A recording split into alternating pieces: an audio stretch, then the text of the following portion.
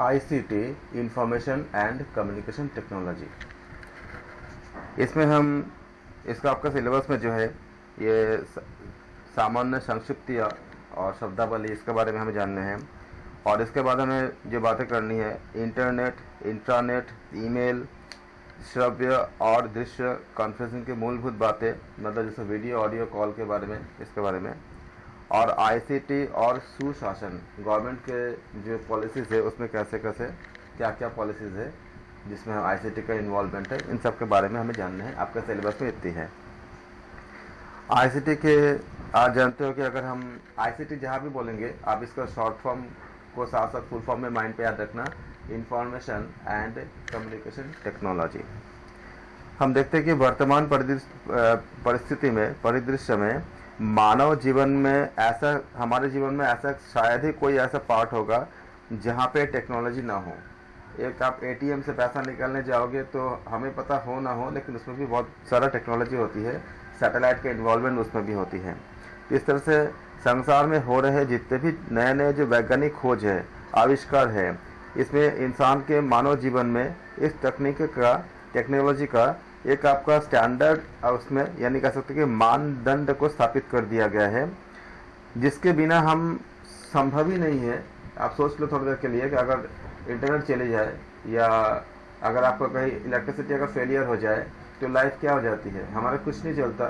जैसे आप देखते हो कि पूरा तरह से आपका जो पढ़ाई से लेकर के या बाकी सब काम से लेकर के आप कुछ नहीं कर पाते हो, तो पूरा क्या होती है आपका, इसमें बेहद ज़्यादा आपका डिस्टर्बेंस आ जाती है। इस तरह से देखा हमने कि हमारे जीवन में जितने भी कामकाज होते हैं या हमारा जो जीवन के जितने जो लाइफस्टाइल है, जीवन शैली है, ये सारे चाहे हम जाने या ना जाने टेक्नोलॉजी का इस्तेमाल जो बहुत ज़्यादा हो ही रही है, उसके बिना हम आगे नहीं चल सकते हैं।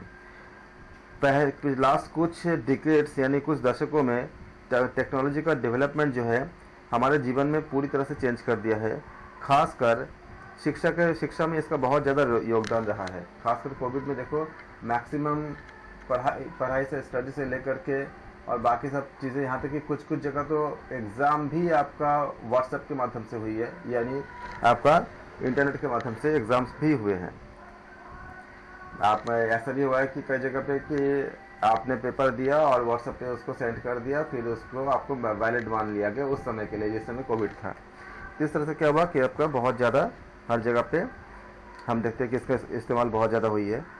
शिक्षा के तकनीक में जो इसके जो उपदेयता है, जहाँ पे पहले के जीवन में क्या होता था, जहाँ मिट्टी के दीवार या पत्थर या प्राकृतिक संसाधनों का उपयोग करते हुए हम शिक्षा की प्रक्रिया हम चलाते थे, जैसे कि ब्लैक बोर्ड में हम लिखते थे तो या चौक से लिखते थे, इस तरह के हम काम करते थे।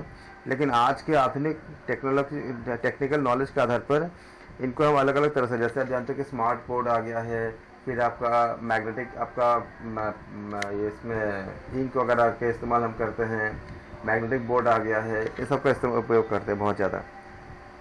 इससे क्या होती है कि ज्ञानात्मक, भावनात्मक और क्रियात्मक क्षेत्र में एक आपका बहुत ज़्यादा वैज्ञानिक और मनोवैज्ञानिक का बहुत ज़्यादा इम्पैक्ट आ गया है, काफ़ी ज़्यादा इम्प्रूवमेंट आ गई है। इसमें मुख्य बातें क्या है कि जब इस यूनिट को हम जब करते हैं तो इसमें टेक्नोलॉजी के सामान्य बातों को हम जानेंगे, शिक्षा में तकनीकी विकास के ऐतिहासिक अनुक्रम को कि किस तरह से टेक्नोलॉजी ने हमारे एजुकेशन को धीरे धीरे अपने डेवलपमेंट में लिया है, उसको जानेंगे। और शिक्षा में आपका जो तकनीक है उसका क्या, आपका पहले के जो एजुकेशन थे और आज में क्या अंतर है, इसको हम करेंगे। और इस सब के बारे में हम कुछ टर्म्स जानेंगे, जैसे कि ये टर्म्स में आती है, जैसे सूचना, सबसे पहले देखेंगे सूचना एवं संचार तकनीक के साधन क्या क्या है। साधन के ऊपर कई बार प्रश्न पूछे गए हैं और इसमें आपको एक ग्रुप बना, मतलब आपका ग्रुप ए और ग्रुप बी बना करके मैच करने के लिए दिए गए हैं। तो भले ही आपको लगता है कि बहुत आसान है, लेकिन इसको नोट ज़रूर करना, क्योंकि इसमें गलती एग्जाम में हो जाती है। पहले क्या आपका अचल चित्र और ग्राफिक्स, जैसे खाली फोटोग्राफ के ज़रिए या स्लाइड के ज़रिए हम जो करते हैं।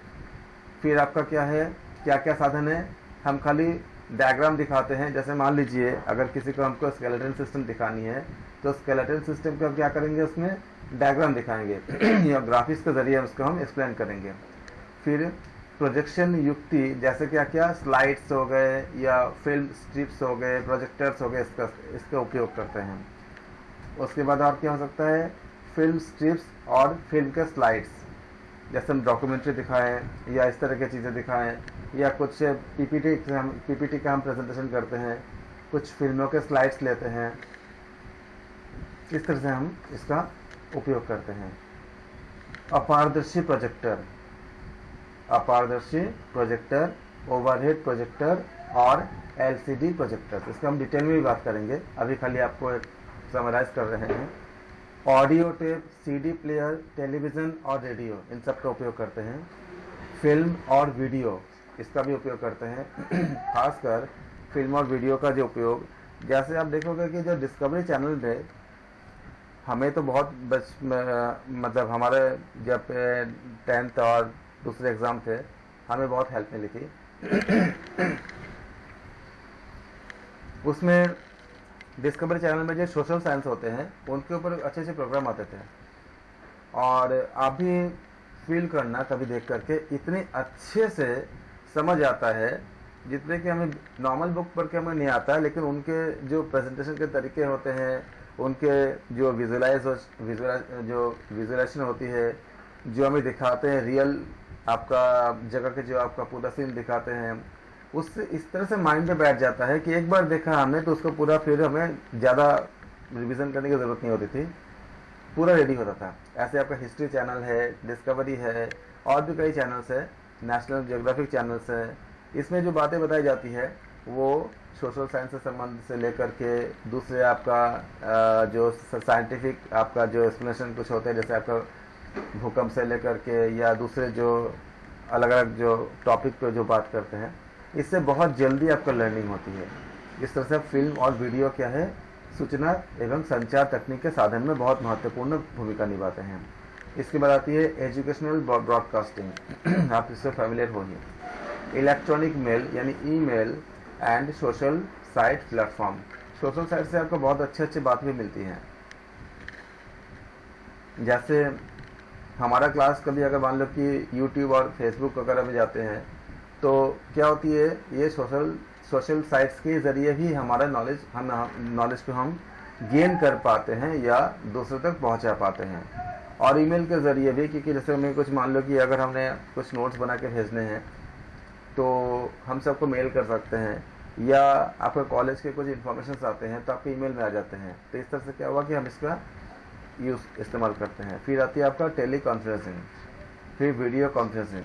वीडियो कॉन्फ्रेंसिंग का रोल वहाँ बहुत ज़्यादा हो जाती है, जहाँ पे 2 वे कम्युनिकेशन, मतलब आपका देख करके करानी होती है। जैसे हमारे मान लो हमें खाली समझाने हैं तो हमारे वीडियो की ज़रूरत नहीं है, लेकिन अगर इसी जगह पे अगर मुझे आसन के समझाने होते, आसन करके दिखाने होते, तो हमें वीडियो कॉलिंग करने होते। 2 वे, आपको भी और हमें भी, दोनों ओर से। उसी तरह से अगर मान लो कोई प्रैक्टिकल चीज़ हमें जहाँ पे प्रेजेंट करके मुझे दिखानी है, जैसे केमिस्ट्री के कुछ हो गए, बायो के कुछ हो गए, फिजिक्स के कुछ आपका एक्सपेरिमेंट हो गए, या योग से संबंधित ऐसे कुछ चीज़ें जिसको हमें दिखा के करनी है। जैसे मान लीजिए कि नेचुरोपैथी हो गया, मिट्टी के पट्टी कैसे लगाते हैं, मिट्टी पट्टी का फ़ायदा क्या है, और भी जितने आपका जो अभियान क्या होती है, बाकी सब चीज़ें जो हमें जब बतानी होते हैं नेचुरोपैथी के, तो उसमें क्या होती है, हम वीडियो कॉन्फ्रेंसिंग का हम हेल्प लेते हैं। इसके बाद satellite, computers, tablet, laptop, smart mobile phone इत्यादि, हमारा जो पूरा जो कम्युनिकेशन है वो सैटेलाइट से ही होती है। और कंप्यूटर, टैबलेट, लैपटॉप, इससे आप सबको फेमिलियर हो, अब जानते हैं इसका महत्व कितनी है। शिक्षण, मशीन एवं अन्य दृश्य उपकरण एवं सामग्री, इसमें आपका जो आधुनिक रूप में क्या है, स्मार्ट बोर्ड वगैरह जो है, इस तरह से। और ख़ासकर कुछ और भी चीज़ें हैं कि हम एप्लीकेशन को हम खुद डेवलप करते हैं या हम परचेस करते हैं। उससे क्या होती है, सीखने और सिखाने के लिए एक आपका एक ऐसा प्लेटफॉर्म बन जाती है कि जैसे आपका कॉलेज की तरह पूरा आपका अपना सब कुछ अपना अलग होती है। इसमें आप देखो क्या, इस समय जो आपका जो CUET का जो एग्ज़ाम्स हुए हैं, इसमें क्या हुआ कि हर बच्चे का अपना एक पोर्टल बन गया है, पोर्टल तक बन गया है कि आपको पर्टिकुलरली अगर आपका सिलेक्शन हो जाती है तो आपको फीस का लिंक मिल जाएगा। ये फीस का लिंक सबके लिए नहीं होगा, आपके पास आएगा, आप जब लॉगिन करोगे तो आपको दिख जाएगा कि आपके लिए क्या क्या रिकमेंडेशन है। तो ये क्या सबके लिए इंडिविजुअल हो गया कि अगर मान लो कि किसी एग्ज़ाम में अगर मान लो 10,000 बच्चे अगर अपीयर होते हैं और 200 बच्चे का चयन करनी है, तो इसके ज़रिए क्या होता है कि 200 बच्चे का जिनका चयन हो चुका है उनको ही फीस आपको पे करनी है, या उनको अगर जॉब के लिए है तो कॉल लेटर मिल जाएगा, उनको सबको तो नहीं मिलेगा। तो इस तरह से क्या होगा कि उनका अपना अपना एक पोर्टल बन गया पूरा, और उसमें सारा इंडिविजुअल लेवल पे सब बच्चों के साथ अलग अलग कम्युनिकेशन होती है। इस तरह से क्या होगा कि हम देखेंगे इसमें कि आईसीटी के ज़रिए इतने ज़्यादा इसमें चेंजेस आपका जो पहले अलग अलग तरह के रिकॉर्ड से करने पड़ते थे और इतने ईजी नहीं था पहले। फिर आपका एजुकेशन ऐप जो हम बात कर रहे थे अभी, ऐसे बहुत से कंपनियां भी है जो एजुकेशन ऐप को लॉन्च किया है। आप खाली उसको पे कर दोगे तो आपके बिहाफ पे वो आपके एप्लीकेशन को डेवलप कर देंगे, उसके लिए वो फीस लेंगे और उसके ज़रिए आप जैसे कॉमन एक होती है ना कि आपने यूट्यूब पे डाल दिया तो सबके लिए कॉमन हो गया, और यूट्यूब पे अगर डाला और आपको लगता है कि आपके एजुकेशन अगर आप एक एजुकेटर हो और आप उसमें अपना फ़ी वगैरह अपने डिज़ाइन करके रखे हैं, तो यूट्यूब क्या होती है सबके लिए होगी, वहाँ आपको फीस वगैरह लेने में मतलब उतना कंफर्टेबल नहीं है क्योंकि वो एक कॉमन प्लेटफॉर्म है।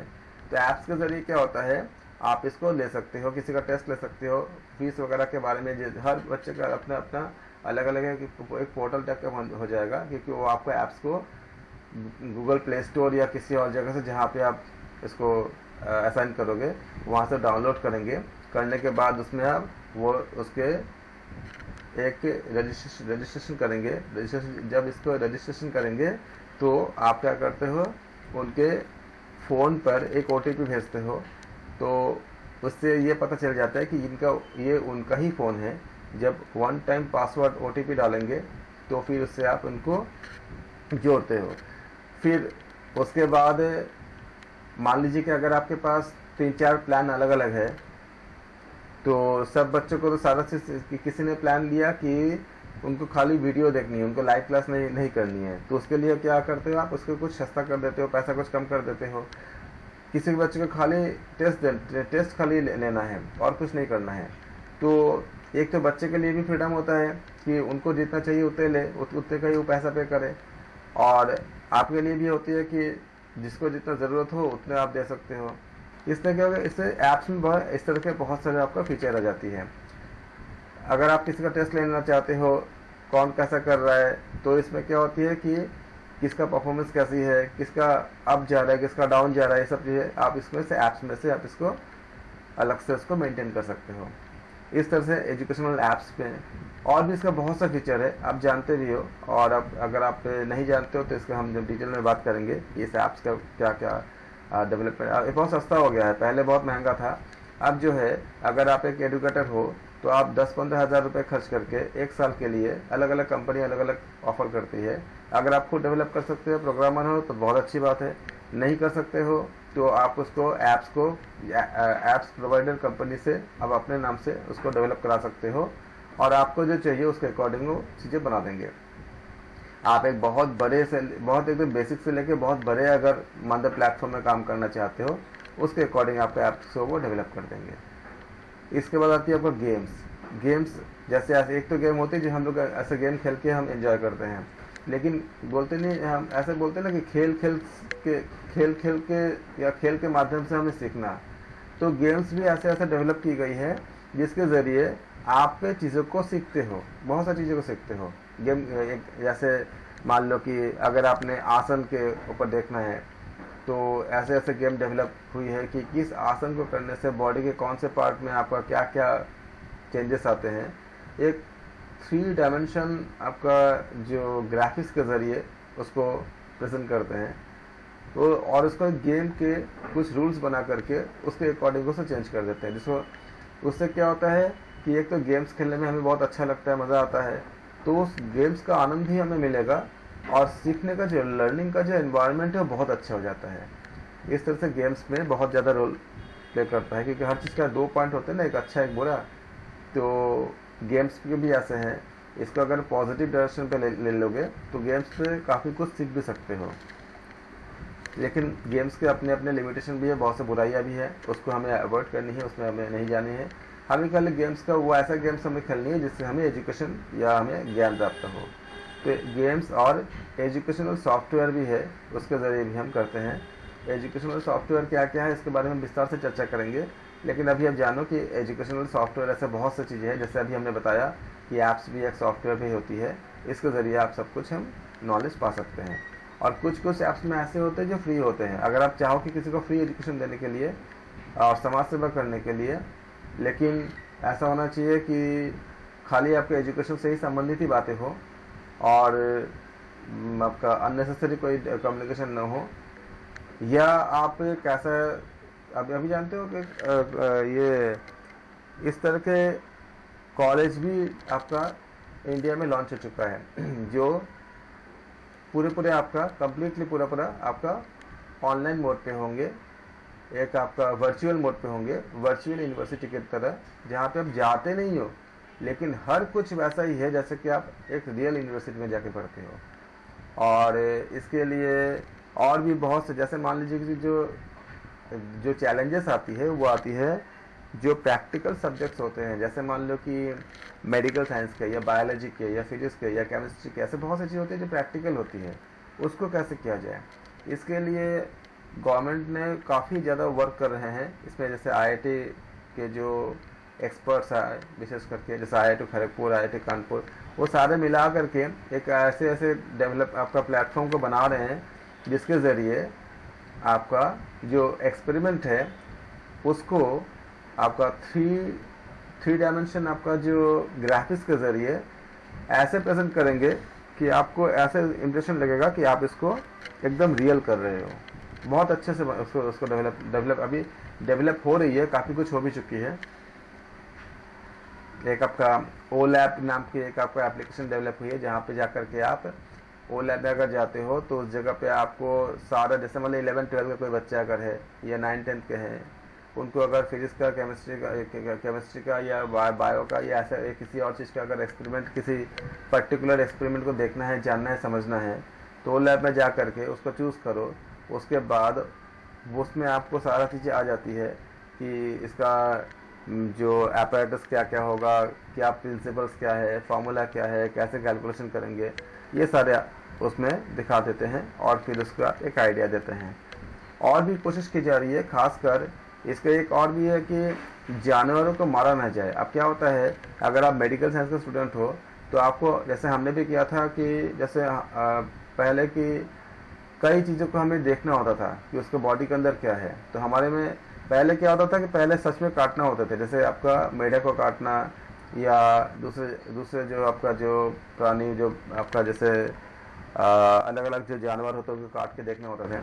लेकिन बाद में क्या हुआ कि हमने अभी देखा कि उसको बंद कर दिया गया, उसके जगह पे क्या आया, आपका एक एनिमेशन आ गया कि अगर मेढक को काटेंगे तो इसके इस तरह से काटा जाता है जिसका पूरा, क्योंकि मेढक का जो स्किन होती है वो उसके बॉडी से चिपकी नहीं होती है। आपका जो उसका सीने की तरफ मेढक को उल्टा कर दोगे, उल्टा करके उस स्किन को अगर खींचोगे तो उसका बॉडी, जैसे हमारा स्किन क्या है, शरीर से चिपका होता है, उसका स्किन चिपका नहीं होता, तो उसको आप अलग से काटते हो उसको।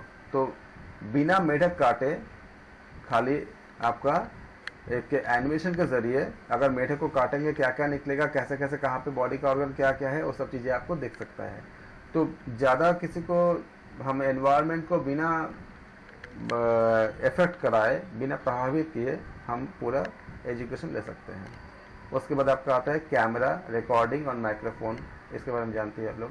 Multimedia, white and digital boards, कितना आसान लगा ना, लेकिन जानते हो इसी में से जब क्वेश्चन पूछे जाते हैं तो बच्चे गलती कर देते हैं। इसीलिए बोल रहे हो कि है बहुत आसान क्या इसमें कठिन क्या है, कुछ नहीं है। हालांकि इसका सबका हम विस्तार से बात करेंगे, लेकिन कितना आसान है। लेकिन इसमें भी जब क्वेश्चन पूछे जाते हैं तो गलती होती है, इसलिए बहुत ध्यान से करना, क्योंकि हर क्वेश्चन आपको 2 नंबर देगा। सूचना एवं संचार प्रौद्योगिकी, इसमें क्या है, कुछ टर्म्स इस्तेमाल होते हैं और इस टर्म्स के ऊपर हम बात करेंगे, क्योंकि हमें इस पहला सेशन का सबसे बड़ी हमने इस बात पे रखा कि जो जो टर्म इस्तेमाल होंगे सर हम सबको उस टर्म का एक्चुअल मतलब पता हो। अगर मतलब ही नहीं पता होगा तो हम क्वेश्चन ठीक से नहीं कर पाते। इसको अच्छे से, अगर जो चीज़ आपको आता है तो बहुत अच्छी बात है, नहीं आता है या थोड़ा आता है तो अच्छे से उसका देखना, क्योंकि क्वेश्चन इसमें से एमसीक्यू बहुत ज़्यादा बनते हैं। बैंडविड्थ का मतलब क्या होती है? ये आपका सूचना एवं संचार प्रौद्योगिकी शब्दावली, जो वर्ड जिस टर्म्स का हम इस्तेमाल करते हैं इसका बैंडविड्थ। क्या होती है बैंडविड्थ? कंप्यूटर नेटवर्क की दुनिया में बैंडविड्थ का अर्थ होता है डेटा या सूचना को दिए गए समय अंतराल में एक चैनल के माध्यम से आपका नॉर्मली जो पारंपरिक तौर पर वेबसाइट या सर्वर से ले जाने की क्षमता। हम बोलते हैं ना कि बैंडविड्थ लो है, मतलब क्या हो रहा है? डेटा को एक जगह से दूसरे जगह पे जो कम्युनिकेशन का जो आपका रेट है वो नहीं हो पा रहा है, जा नहीं पा रहा है, इसलिए बोलते हैं ना कि बैंडविड्थ लो है। तो कंप्यूटर नेटवर्क की दुनिया में बैंडविड्थ का अर्थ क्या होती है? डेटा या सूचना को दिए गए समय अंतराल में, जितना समय में, जैसे मान लो कि आप कभी कभी देखते हो कि जब आप पे कोई साइट को खोलने जाते हो और वो नहीं खुलता है तो थोड़ी देर बाद गूगल में एक मैसेज आके आता है, गूगल या किसी भी जिसमें ब्राउज़र में आप करोगे, एक मैसेज लेके आता है कि it's taking too long time, कि बहुत ज़्यादा समय ले रहा है, तो इसलिए वो उस पर फिर वर्क ही नहीं करते।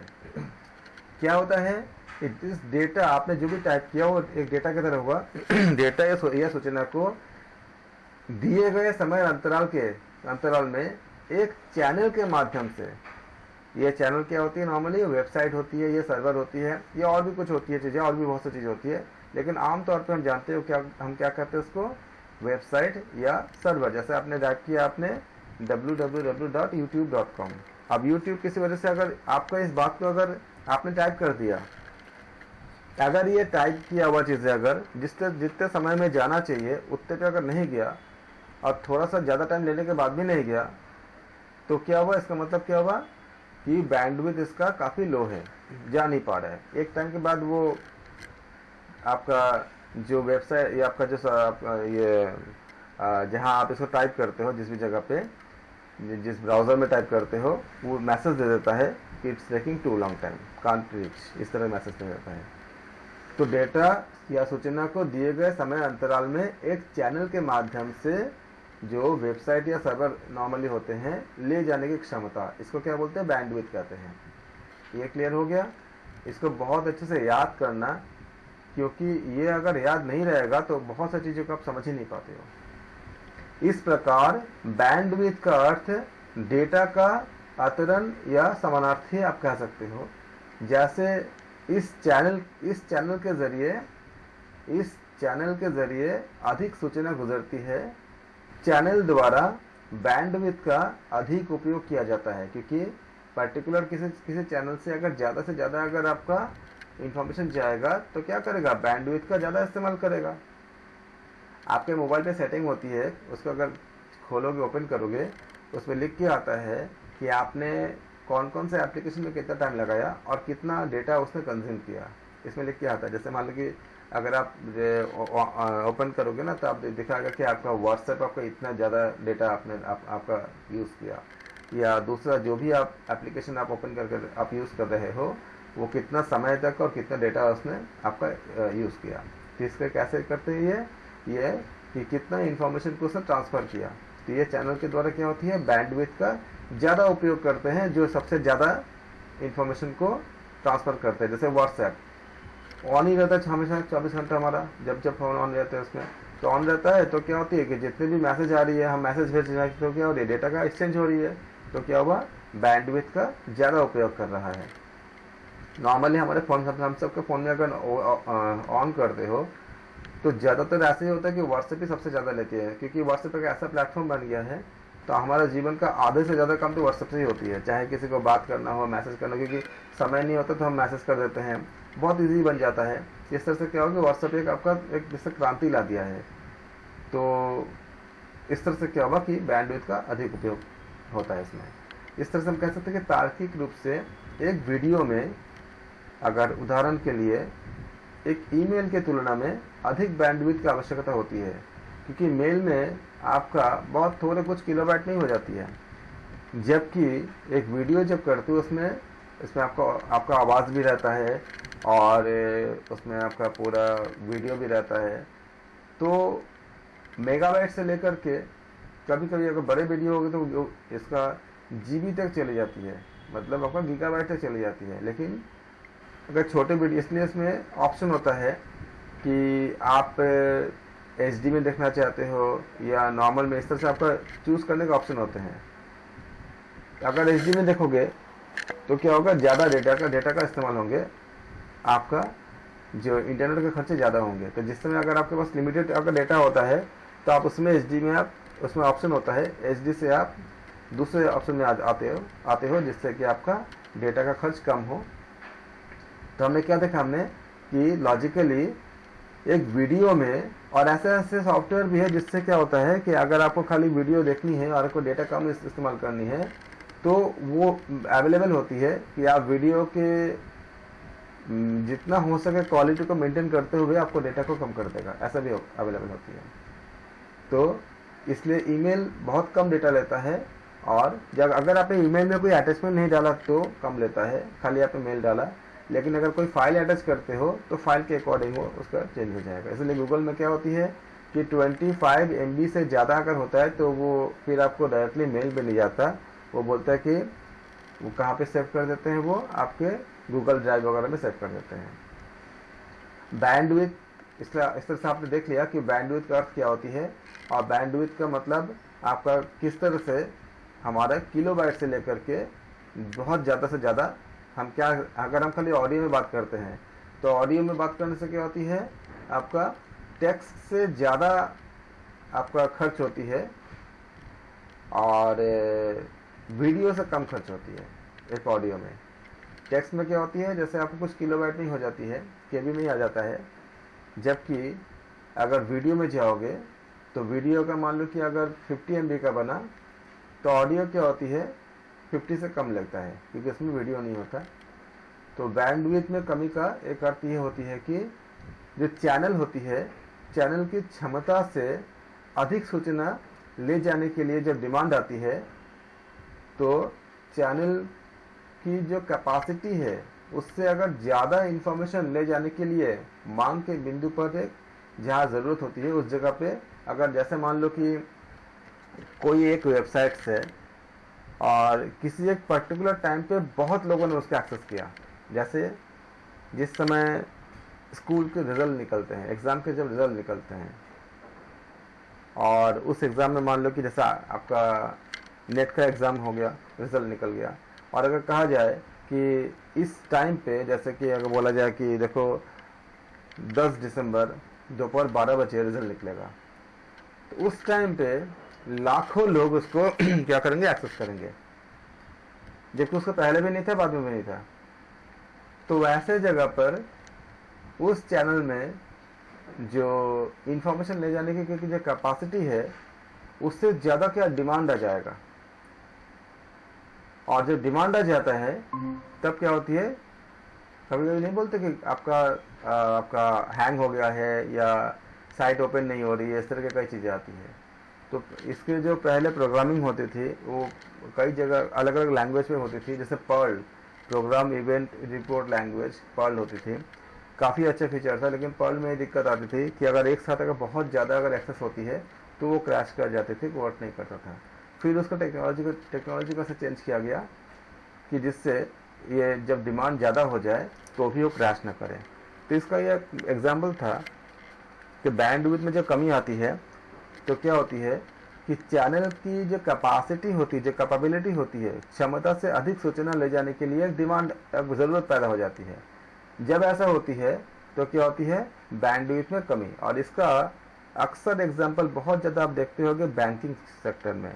अगर आप कोई बैंक जाते हो, जैसे ICICI या SBI कहीं बैंक जाते हो, तो अक्सर ऐसा सुनने को मिलता है कि आपका वर्क नहीं कर रहा है क्योंकि आपका नेटवर्क काम नहीं कर रहा है या बैंडविड्थ लो है, इस तरह के शब्दों का इस्तेमाल करते हैं वो। हम उस समय आमतौर पर समझ जाते हैं कि इंटरनेट की दिक्कत है, भले हमको उस समय टेक्निकल बातों को उनके टेक्निकल बातों को हम समझ पाए या ना पाए। उसका मतलब ये होती है कि बैंकिंग सेक्टर वगैरह ऐसे होती है कि बहुत ज़्यादा डिमांड, कोई दुनिया में मान लो सारे लोग आपका कोई अपने अपने जगह पे अपने मतलब जिसका जो बैंक है वो इस्तेमाल करते ही हैं। और इतने सारे बैंक के किसी जैसे ICICI SBI इनके लाखों ब्रांच हो सकते हैं, तो कितनी ज़्यादा उनका आपका जो एक्सेस होती होगी। तो किस जगह कहीं पे क्या होता है, कभी कभी क्या होती है वो बैंडविड्थ में आपका कमी आ जाती है, फिर वो वर्क नहीं करता। तो एक बैंडविड्थ आमतौर पर बीट प्रति सेकंड, इसको BPS कहते हैं। बीट और बाइट में अंतर होता है, याद रखना। एक बाइट में 8 बीट होती है और ये 2 to the power n के कॉन्सेप्ट को फॉलो करता है। सब बारे में बात करेंगे आगे। 2 to the power n होती है, 2 to the power n के कॉन्सेप्ट को अगर n = 3 करोगे तो क्या आएगा, 2 to the power 3 का मतलब होगा 2 into 2 into 2 जो 8 होता है। अब ये आप किस तरह से होती है, हम इसके बारे में हम विस्तार से पढ़ेंगे आगे कि कैसे चेंज करते हैं, और बाइट पीट में क्या, मेगाबाइट क्या, कैसे एक दूसरे को चेंज करते हैं, सब चीज़ें हम बातें पढ़ेंगे, इसी चैप्टर में पढ़ेंगे। तो ये आपको क्लियर हो गया कि बैंडविड्थ किसे कहते हैं। बैंडविड्थ के बारे में मुझे लगता है कि अब अच्छे से क्लियर हो गया, लेकिन आप मीनिंग को अच्छे से क्लियर रखना, क्योंकि एग्जाम के क्वेश्चंस आपको तभी सही कर पाओगे जब सारे इसके जो टर्मिनोलॉजी है आपको अच्छे से आ जाए। फिर आते हैं ब्लैक बॉक्स। ब्लैक बॉक्स के बारे में आप अक्सर सुने होंगे कि जब हवाई जहाज कभी क्रैश करता है तो न्यूज़ में आता है कि ब्लैक बॉक्स को रिकवरी करना, उसमें डेटा होता है, जो भी चीज़ें हुई होती है सारा डेटा ब्लैक बॉक्स में सेव होता है। मतलब ब्लैक बॉक्स क्या है, एक ऐसा युक्ति होता है, ब्लैक बॉक्स एक ऐसी युक्ति है जो डेटा को हवाई जहाज या पानी के जहाज में दर्ज करती है कि उसमें जो भी घटना घटी है सारा कुछ को, और किसी प्रकार की दुर्घटना के मामले में इसको हम रिकवरी कर सकते हैं, पुनः प्राप्त करते हैं। फिर हम देखते हैं कि हुआ क्या था उसमें। तो ब्लैक बॉक्स को हम, जैसे मान लो कि कोई प्लेन अगर कहीं क्रैश कर गया, कुछ एक्सीडेंट हो गया, हमें कुछ नहीं मिल रहा है, हम क्या ढूंढते हैं, ब्लैक बॉक्स को ढूंढते हैं। फिर ब्लैक बॉक्स को लेकर के उसको जब पा जाते हैं तो सर उसमें सारा डेटा होता है, फिर उसको हम निकालते हैं। ये भी एक अर्थ होते हैं ब्लैक बॉक्स का, जो हम आमतौर पर जानते हैं। लेकिन जब हम सॉफ्टवेयर को डेवलप करते हैं तब उसमें ब्लैक बॉक्स का, क्योंकि ब्लैक बॉक्स अगर वर्ड आते हैं तो आपको दोनों जानने हैं। दोनों का मतलब क्या है, एक तो ये होती है कि ब्लैक बॉक्स जिसमें डेटा को हम रखते हैं, सेव रखते हैं, खासकर इसका इस्तेमाल करते हैं आपका जहाज़ों में, हवाई जहाज हो, पानी का जहाज हो, इस तरह के एक्सीडेंट, वहाँ पे एक्सीडेंट को अगर होता है तो उसके पूरा रीज़न जानने के लिए हम दोबारा उसको पाते हैं। जैसे एक बार कोई प्लेन का एक्सीडेंट हुआ था तो उसके बारे में जब क्यों हुआ था, क्रैश हुआ था, तो पता चला कि उसके बहुत जब एनालिसिस किया गया तो जब ब्लैक बॉक्स को लिया गया तो पता चला कि जो पायलट था वो कुछ स्ट्रेस में थे, तनाव में थे अपने निजी जीवन के कारण। ये भी एक कारण था कि एक्सीडेंट होने का। तो फिर उससे क्या होता है, वो नए नए सेटअप रूल्स को बनाते हैं कि पायलट के जीवन में अब तो उनके पर्सनल लाइफ में भी जो तनाव है वो कम हो सके, कैसे हो सकते हैं, फिर उसके बारे में सोचते हैं। और आप जानते ही हो कि जब भी ऐसा समस्या आती है तो इसका सबसे बड़ा समाधान योग से होती है। उनको मेडिटेशन करना, ध्यान करना या प्राणायाम करना या कुछ और जिस तरह उनको तनाव कम हो सके, इस सब के ट्रेनिंग में उनका इंक्लूड हो जाती है। इस तरह से उनको इसका फ़ायदा होता है। लेकिन हमारे इसमें सॉफ्टवेयर डेवलप में, जब सॉफ्टवेयर को हम डेवलप करते हैं, इसमें ब्लैक बॉक्स का मतलब डेटा सेविंग के से नहीं है। यहाँ होती है ब्लैक बॉक्स एक परीक्षण तकनीक होती है जहाँ परीक्षक को परखे जा रहे प्रोग्राम की अंदर की बातें जानने की ज़रूरत नहीं होती है। परीक्षक को इनपुट या आउटपुट के बारे में, इनके बारे में तो पता होता है, लेकिन उसे ये नहीं पता होता कि ये प्रोग्राम किस तरह से प्राप्त होते हैं। जैसे मान लो आपने एक मेल भेजा और आपका रिप्लाई आ गया, आपको क्या हुआ, आपको इनपुट पता है, या आपने व्हाट्सएप पे किसी को मैसेज किया, आपको रिप्लाई आ गया, आपको क्या क्या क्या पता चला, आपने एक इनपुट दिया और आउटपुट दोनों पता चला। लेकिन क्या आपको पता है कि इसके अंदर ये मैसेज कैसे गया और कौन सा टेक्नोलॉजी होता है, कैसे वापस आया? आपने एक वीडियो कॉल किया, आपको पता है कि वीडियो कॉल का टेक्नोलॉजी कैसे होगा? आप नहीं जानते इसमें, हम नहीं जानते इसमें, लेकिन हमको इनपुट और आउटपुट के बारे में पता होता है। जो हम प्रोग्रामिंग के फील्ड में हम जो ब्लैक बॉक्स की बात करते हैं, तो ब्लैक बॉक्स घटक में अनेक ऐसे प्रोग्राम इसमें संकलित होते हैं जिन्हें बदला नहीं जा सकता, क्योंकि प्रोग्राम की ये पहुंच जो है एक खुले अंतर्पृष्ठ के माध्यम से होती है। तो इसलिए क्या होता है, आप इसको चेंज नहीं कर पाते। तो इसको हम जब सॉफ्टवेयर के मामले में बात करेंगे तो ये ब्लैक बॉक्स होती है कि इनपुट और आउटपुट तो मिल गया, लेकिन उसके बीच का जो आपका जो प्रोसेसिंग है उसके बारे में पता नहीं होता, जो उसका यूजर्स होते हैं। दोनों बातें पता चल गया, एक डेटा के रूप में हम जो इस्तेमाल करते हैं जहाज वगैरह में उसका भी, और जो हम आईटी में सॉफ्टवेयर के ऊपर करते हैं उसका भी। फिर आती है आपका ब्लास्ट। ब्लास्ट में क्या होती है, जैव सूचना विज्ञान में basic local alignment search tool या ब्लास्ट, इसको शॉर्ट फॉर्म ले लेंगे। इसमें एक एल्गोरिथम का एक सेट होता है। अब जैसे मान लो एल्गोरिथम का सेट में हम बात करेंगे, इसको एल्गोरिथम तो जितना आपका सिलेबस में है, हालांकि एल्गोरिथम सर्चिंग टूल से बहुत ज़्यादा विस्तार है, बहुत ज़्यादा बड़ी है। अब जैसे मान लो कि नॉर्मली क्या बाइनरी सर्च होती है, बाइनरी में क्या होती थी, आप जानते हैं बाइनरी क्या होता है, 0 और 1 पर काम करते हैं बाइनरी। तो 0 मतलब ऑफ मान सकते हो, 1 मतलब ऑन मान सकते हो। तो डेटा को कंपेयर करके निकालता है। छोटा अगर डेटा है तो ठीक है, लेकिन जब डेटा बहुत बड़ी हो जाती है तब इसके बहुत टाइम टेकिंग होती है। एग्जांपल के तौर पे मान लो कि सर्चिंग जो मेथड है उसमें काफ़ी ज़्यादा चेंज किया गया है, बहुत ज़्यादा आपका डेवलप हुई है। अब जैसे मान लो हमें क्या चाहिए होता है, हमें जैसे हम सर्च करेंगे हमको रिजल्ट तुरंत चाहिए होता है। आपने गूगल में कुछ सर्च किया, गूगल में एक टॉपिक को करोड़ों लोग सर्च कर रहे होंगे, या करोड़ों पता नहीं अरबों टॉपिक होंगे। आप सर्च करते हो, फ्रैक्शन ऑफ सेकंड पे आपको रिजल्ट मिल जाती है। अगर यही रिजल्ट अगर 2-3 मिनट बाद मिलेगा, आपको मन करेगा सर्च करने का? मन ही नहीं करेगा। इसका मतलब क्या है कि लाखों करोड़ों डेटा होते हुए भी आपने जो सर्च किया वो तुरंत मिल जाना चाहिए। कुछ मतलब 1 सेकंड से बहुत कम टाइम में मिल जाती है।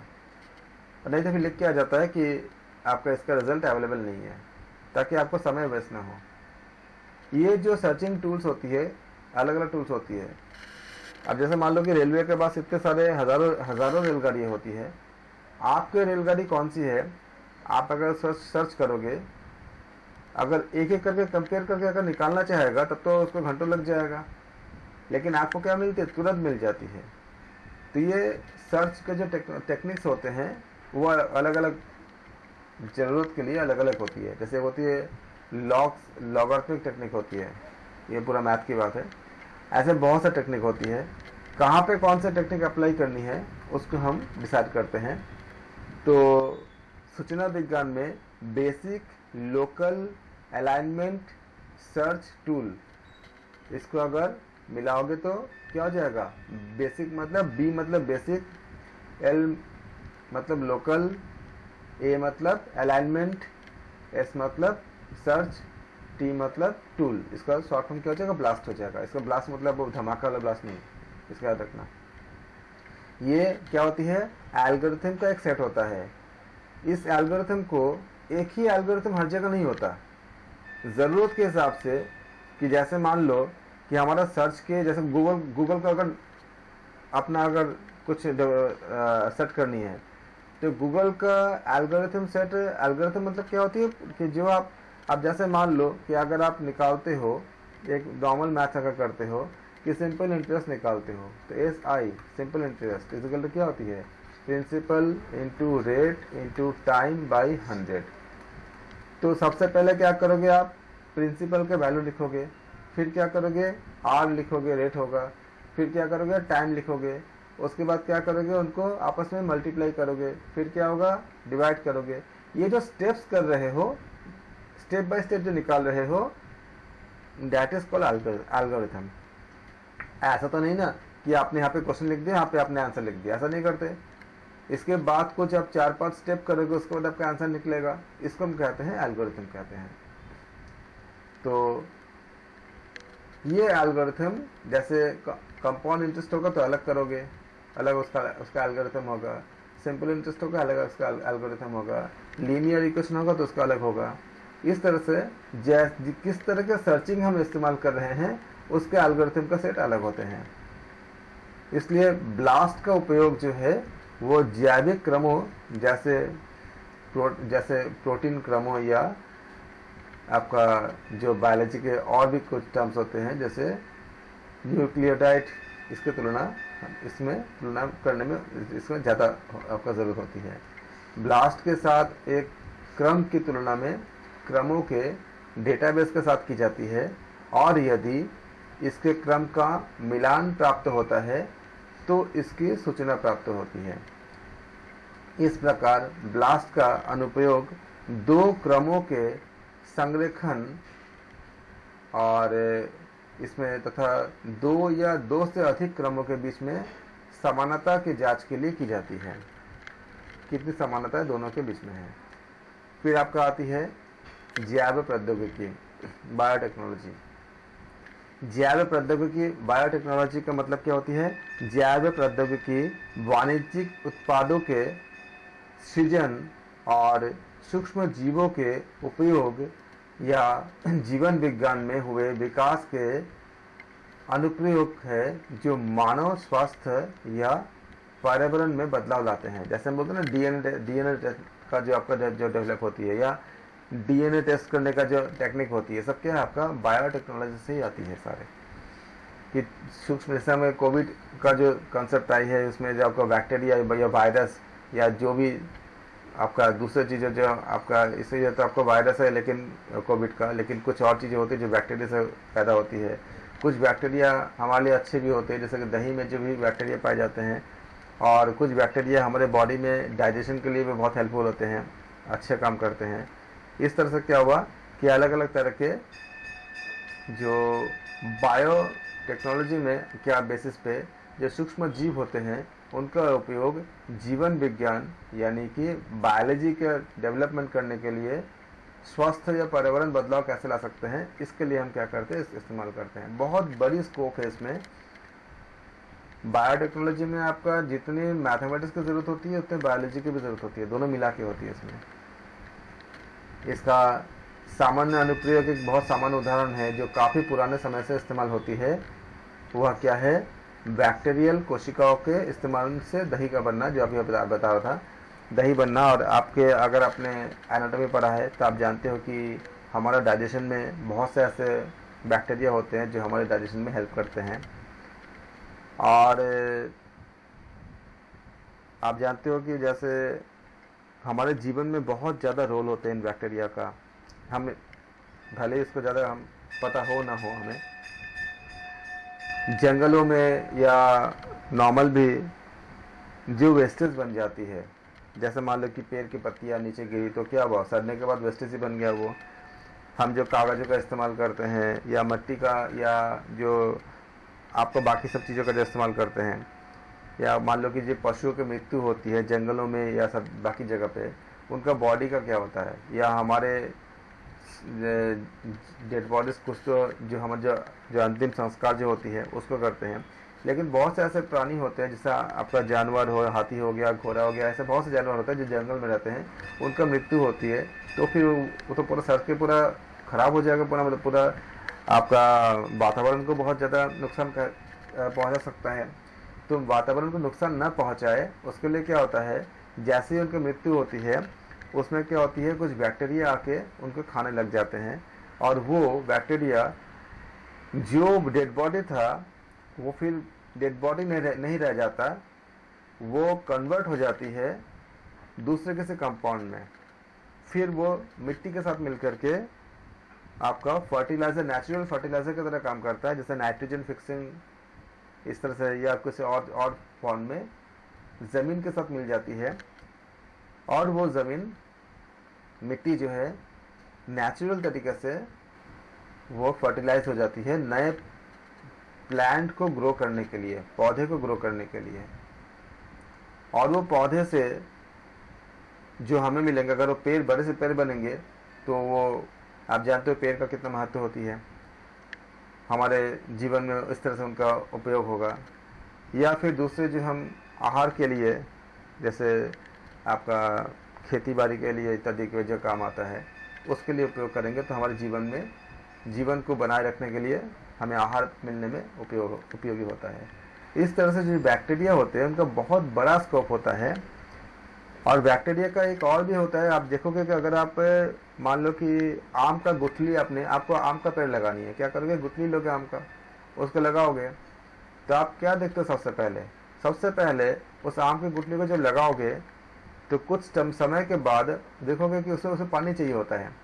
उस पानी के साथ जब रिएक्शंस होते हैं तो बहुत सारे बैक्टीरिया या सूक्ष्म जो कीट होते हैं उस गुठली के आसपास लग जाते हैं, क्योंकि गुठली का जो बाहरी हिस्सा बहुत आपका कठोर होता है। पहले उसको खा जाते हैं, खा करके क्या करते हैं, जो बैक्टीरिया उसको लगातार खाते रहते हैं, फिर उसको नरम हो जाता है एकदम।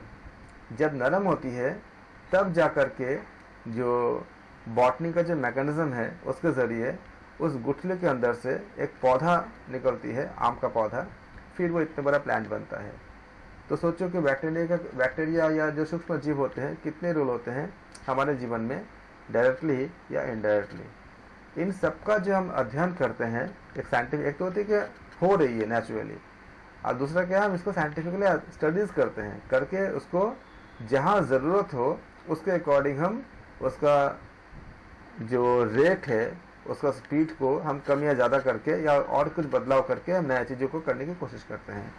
ये सब टेक्नोलॉजी जहाँ पे जिस साइंस के जिस ब्रांच से होती है, दैट इज़ कॉल्ड बायोटेक्नोलॉजी और जैव प्रौद्योगिकी।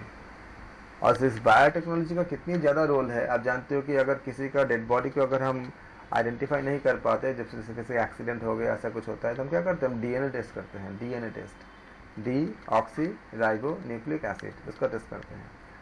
ये कहाँ से आती है, इन सब का जो कॉन्सेप्ट है, जो साइंटिफिक कॉन्सेप्ट कैसे डेवलप हुई है, वो आती है जैव प्रौद्योगिकी यानी बायोटेक्नोलॉजी से।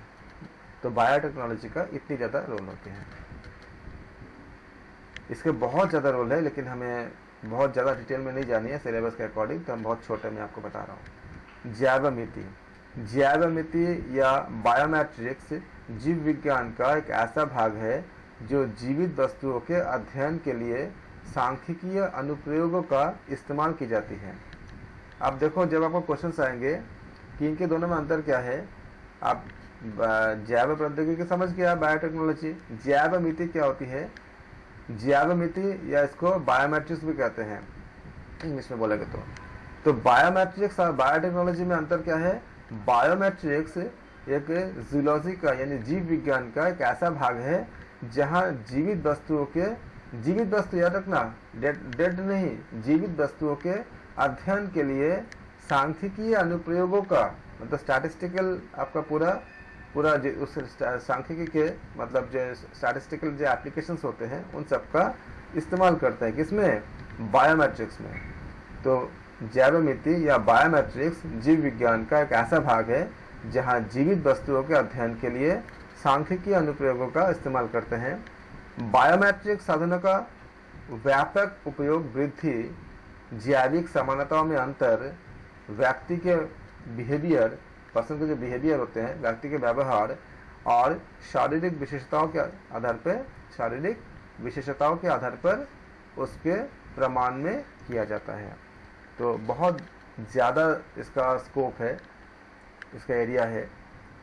इसके ज़रिए हम आप देखते हो ना कि जैसे अगर जगह चेंज होती है तो क्या होती है, इंसान के कई चीज़ें चेंज हो जाती है। जैसे कि मान लो कि अगर आप इंडिया में हो तो हमारे जो ग्रोथ, हमारा फेस, हमारा सारा चीज़ें एक तरह की होती है। अगर आप चेंज करोगे, आप नेपाल जाओगे, आप चाइना जाओगे, आप किसी और कंट्री में जाओगे, तो क्या होगा, उस जगह पर वहाँ के लोग और हमारे में अंतर मिलती है। ऑस्ट्रेलिया जाओगे, कितने लंबे लंबे लोग होते हैं वहाँ पे ऑस्ट्रेलिया में, जबकि हमारे यहाँ पे वहाँ पे नॉर्मली नेचुरली इतने हाइट के लोग हो जाते हैं, जबकि हमें यहाँ पे हाइट बढ़ाने के लिए हमें कितना आसन, एक्सरसाइज बाकी सब चीज़ें करने पड़ते हैं, लेकिन वो बाय डिफ़ॉल्ट होते हैं वहाँ पे उसी जगह पे। तो ये सारे चीज़ों का हम जो स्टडीज़ करते हैं, जैसे मान लो कि अगर आप वेस्टर्न कंट्रीज़ में जाते हो, जैसे मान लो कि आप यूएस जाते हो, तो वहाँ पे देखो कि उनका स्किन अलग तरह के होते हैं। हमें लगता है कि वो गोरे होते हैं, लेकिन उनका स्किन ही अलग होते हैं। उसका जो मेलानिन के जो पार्ट होते हैं, उसका जो स्प्रेड, हम काले क्यों होते हैं, एक मेलानिन होती है जो जिसका वो जितना ज़्यादा स्प्रेड होगा हम उतने काले हमें लगेंगे। लेकिन उनके यहाँ पे एक अलग तरह के कॉन्सेप्ट्स है बॉडी में, क्योंकि डिपेंड करता है कि उनका वातावरण कैसा है। वो एक ठंडे जगह के देश होते हैं, हमारे यहाँ एक गर्म जगह के देश है, तो अलग होते हैं। आप देखोगे कि ये मेलानिन जो होती है सूरज की धूप में जितने जागो उतना फैलता है। इसीलिए अब अगर आप सूरज की धूप में अगर ट्रैवल करते हो, रहते हो, तो आपको लगता है कि आपका फेस काला पड़ गया है, क्योंकि मेलानिन क्या होती है, वो फैला होता है, स्प्रेड कर जाता है। इसके अपने आपका मेरिट डिमेरिट होता है। जैसे स्किन कैंसर को कम करने के लिए हमारे इस मतलब रीजन के, मतलब इंडियन या इस क्षेत्र के जो आपका जो स्किन है वो ज़्यादा बेहतर है कि कैंसर कम होने के लिए। और जबकि इसका जो स्टडीज़ पाए गए हैं, बाहर के जो वेस्टर्न कंट्रीज होते हैं उनके एक होता है कि आकर्षण अच्छा लगता है, देखने में अच्छा लगता है, उनका स्किन का अट्रैक्शन ज़्यादा होती है। लेकिन अगर हम बायोलॉजी के एंगल से देखेंगे तो उनके उसमें आपका स्किन के डिजीज़ होने का ज़्यादा खतरा होते हैं। जबकि इसको ज़्यादा हमारे इधर के जो इस जोन के इस रीजन के जो लोग होते हैं उनके स्किन को ज़्यादा बेहतर माने जाते हैं कि स्किन डिजीज़ या इस तरह के डिजीज़ेस होने के खतरा कम होते हैं। और भी कई चीज़ें हैं। तो ये सारे जो अध्ययन होती है, स्टडीज़ होते हैं, उसमें उसको हम क्या कहते हैं, उसको बायोमेट्रिक्स कहते हैं, जैवमिति कहते हैं। आज हम यहाँ तक रखते हैं। अगले क्लास में हम इसके और इस यूनिट में जितने टर्म्स है उसको पहले एक्सप्लेन करेंगे। जैसे अगला टर्म क्या होगा, बॉडी एरिया या नेटवर्क। तो नेटवर्क का मतलब क्या होती है, आपने एक मेल भेजा, आप जानते हो उसका कई लेयर से होके जाते हैं। अगर हर लेयर क्लियर होगा तब जाकर आपका मेल पहुंचता है कहीं और पे। किसी भी लेयर में अगर क्लियर नहीं होगा तो फिर वो आपका नहीं जाती है, आपको एक मैसेज लिख के आ जाती है, उसमें कुछ आपका एरर नंबर्स लिख के आ जाती है। ये सारी चीज़ क्या होती है, हम अगले क्लास में इसका हम चर्चा करेंगे। आप सबका धन्यवाद। Thank you so